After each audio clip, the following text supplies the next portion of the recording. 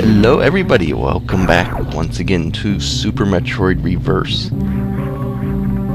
It is currently 2 in the morning and I don't know why I'm doing this right now, but I don't know, I have nothing else to do I guess. So anyway, these doors are locked, we got gamers coming out of the woodwork trying to fall on your head, and we are pretty well done with the criteria right now. Just have to head over to Brinstar to continue on. Oh, that guy's definitely going way too fast. And that was a fortunate bomb placement.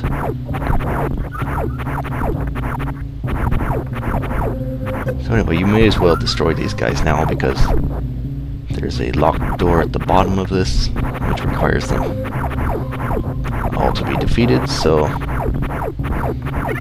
might as well get to it as soon as you see these guys. There's no point in not doing it when you know the door's down there. And actually, we're about to come up on more speakers blocks.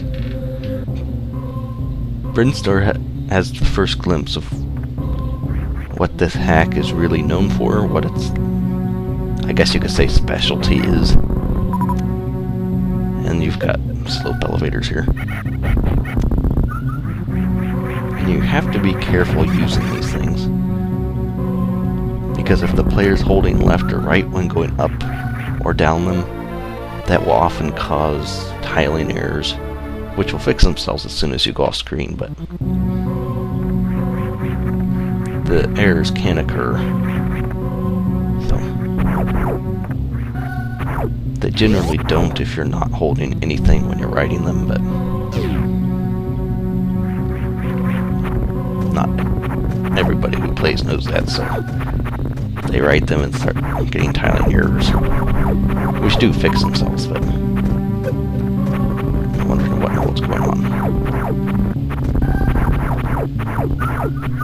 So wall of the cargo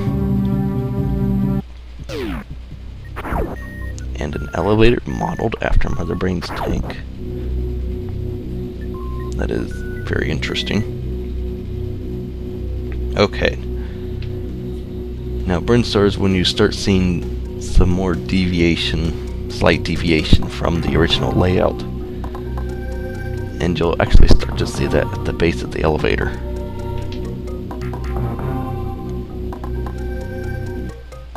Because the area down beneath is blocked off right now. You're actually going to find out about that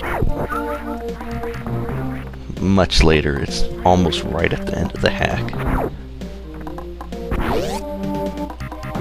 Is this still... Yeah, I don't even need to worry about that thing. Looks like you just connected this room up to the top door here. Let us continue on through the rest of the door here.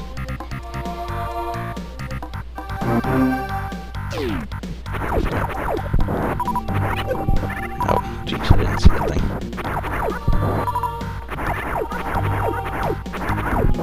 Get rid of the lettuce leaf. So yeah, there's map issues and stuff. I don't like those things falling from the ceiling and attacking me. I mean, you will see a bunch of map issues, because I don't think he actually changed the map any for some of these parts, despite changing how they go on the map, so. And that is kind of annoying when you come across stuff like that, and that is... Oh, hey, there's something up here.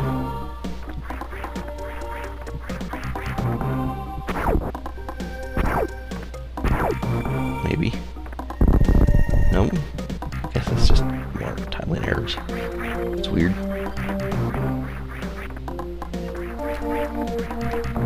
Oh, hey, look at that. He put background tiles in the foreground over top of background tiles in the background. I don't know if you can actually see that after this thing uploads to YouTube, but that's just... that's bad, I will say that.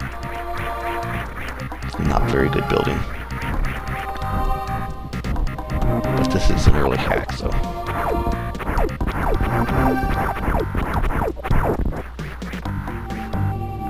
Okay, back here should be just a save station. And in some hacks, generally hacks that have save stations, they're set up fine. But they're not always, that's not always the case. I can't think of it right off the top of my head, but I'm pretty sure I've played a hack where the save stations weren't connected up correctly. Even though they threw them in new locations, I guess they just expected them to work. And they're new locations, which they don't. You have to set them up. I don't know. But that's in the original location anyway, so there's no reason to worry about that one not working. So yeah, we are going to fight Spore Spawn, surprise. Shock on all that other fun stuff at 2 in the morning.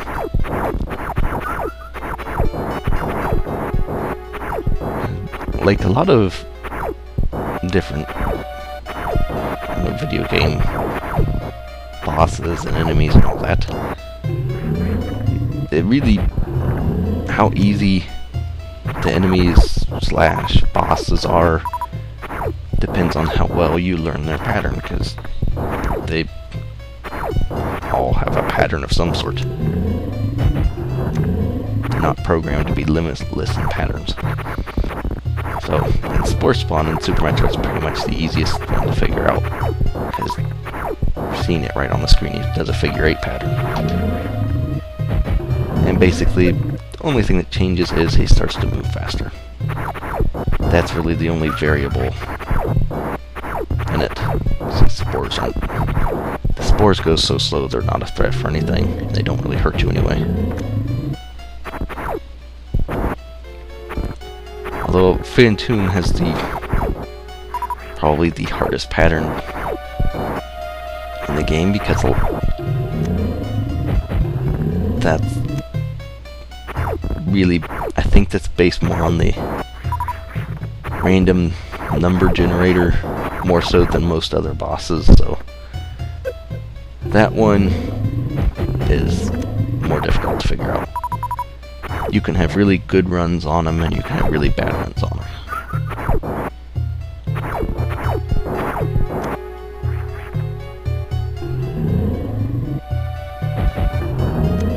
Oh good. Spore Spawn is gone. So we've got yet another boss finished. Is there anything in this thing? No, I guess not. Oh well. It was worth a look.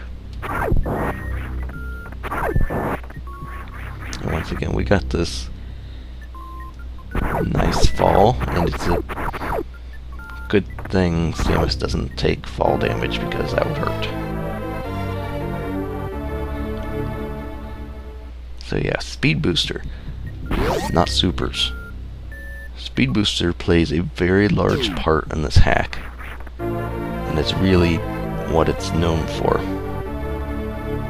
Not so much Speed Booster itself, but there's some things in the hack which one will actually see here.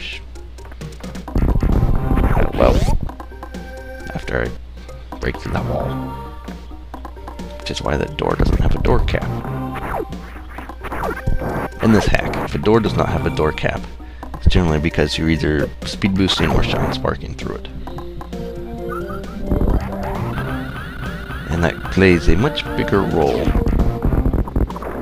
in the future, and maybe in the not so distant future here. Maybe get down there somehow. Here we go. Okay, so Charge Beam is down here. You do want to go back into this tube, because because I remember there's a couple missiles down here. Well, one's right in the tunnel, so you can't really miss this one. But there's another one hiding out in one of these corners somewhere. Right there. And I'm off the map again.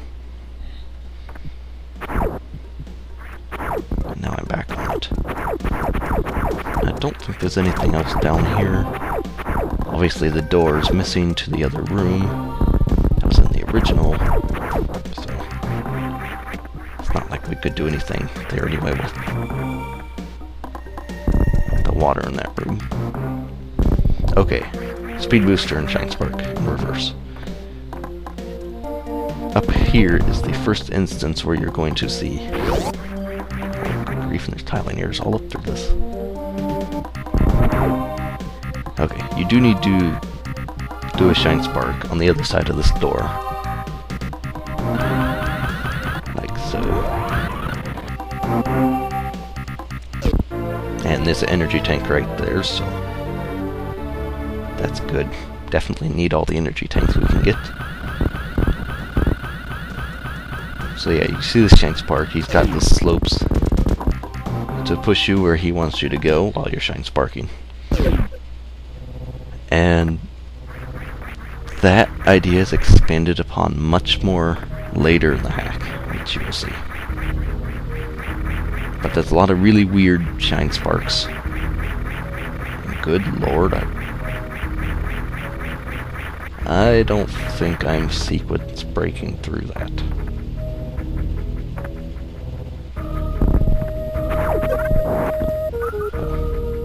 Get some energy off these guys. And then lose it to that other one.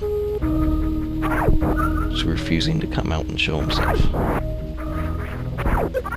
And then no.